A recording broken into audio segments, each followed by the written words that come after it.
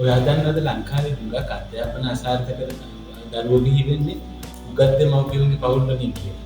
ඒකට හේතු ගණනාවක් තියෙනවා. හුඟක් වෙලාවට ඒ දෙමව්පියෝ Taman කැමති Taman තීරණය කරන සබ්ජෙක්ට් වලට දරුවෝ යවන්න try කරනවා.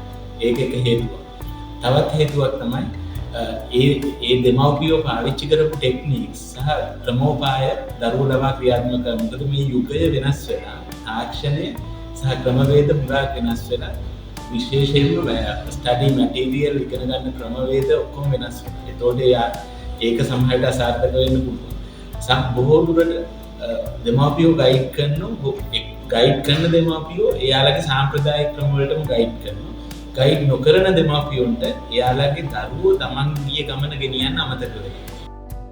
ඒ වෙලාවෙන් දරුවෝ හුඟක් නෙග්ලෙක්ට් වෙනවා. ඒකිනුත් දරුවන් සාර්ථකත්වයෙන් ඈත් වෙනවා. ඒකින්ද හුඟක් වෙලාවට අම්මා තාත්තා දෙන්න උගත් හොඳ රැකියාවල් වල තියෙන ඉන්න හොඳට සල්ලි තියෙන අය නම් හුඟක් පරිස්සම් වෙන්න දරුවා ගයිඩ් කරගන්න වැඩේට වාට වෙලාව ගත කරගන්න බැරි වෙලා දරුවා අසාර්ථක තැනට යන්න පුළුවන්. සාර්ථක අසාර්ථක භාවය වෙන්නේ මෙහෙමයි. හුඟක් වෙලාවට උසස් පෙළේ තමයි ওই තත්ත්වය බිහි වෙන්නේ. හැමෝම හිතන විශ්වවිද්‍යාලයකට ගියාම හෝ ක්වොලිෆිකේෂන් එක ලැබුවම සාර්ථකයි කියලා. ඇත්තටම හරිම සාර්ථකත්වය කියන්නේ දරුවෙක් මොකක්ද? ඒ දරුවෝ අවශ්‍ය ආදායම් මට්ටම් වල අවශ්‍ය රැකියාවලට අවශ්‍ය විධි විශාල ආයතනවල ලොකු රැකියාවකට යන්නේ. දරුවෙකුට ටාගට් එකක් තියෙනවා නම් 1 මිලියන් හරි 2 මිලියන් හරි අඩියකට මාසික වැඩට යන්න. අන්න ඒක තමයි සාර්ථකත්වයේ කඩේ. මොකද ක්වොලිෆිකේෂන් එක ඕන කෙනෙකුට ගන්න පුළුවන්. ඒ ක්වොලිෆිකේෂන් එකෙන් සල්ලි හම්බ කරන වැඩේ හැමෝටම කරගන්න බෑ. ඒකින්ද සාර්ථක දරුවෙක් බිහි කරනවා කියන්නේ ක්වොලිෆිකේෂන් පොඩ ගන්න එක නෙමෙයි. ඒ දරුවා අවශ්‍ය ආදායම් මට්ටම් වලට ගෙනියන එක.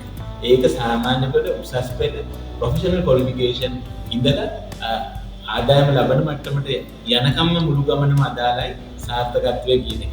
ඒකින්ද ලෝය කෙනෙක් නම් හුඟක් නඩු වෙන ලෝය කෙනෙක් වෙන්නත් ඉංජිනේර කෙනෙක් නම් හුඟක් ආයතන කතා කරන හුඟක් ආයතන වලට වැදගත් වෙන ඉංජිනේර කෙනෙක් නම් හුඟක්ම ලෙඩු හොයන වෛද්‍යවරයෙක් වෙන්න නම් හුඟක්ම කම්පැනිස් වලින් කතා කරන කෝපරේට් සෙක්ටර් එකට ඩිමාන්ඩින් කවුන්ටන්ට් කෙනෙක් හෝ චාර්ටර්ඩ් කවුන්ටන්ට් කෙනෙක් වෙන්න නම් ඒ විදිහේ විධිමත් ක්‍රියාමාර්ගයක ගමන යන්න වෙනවා.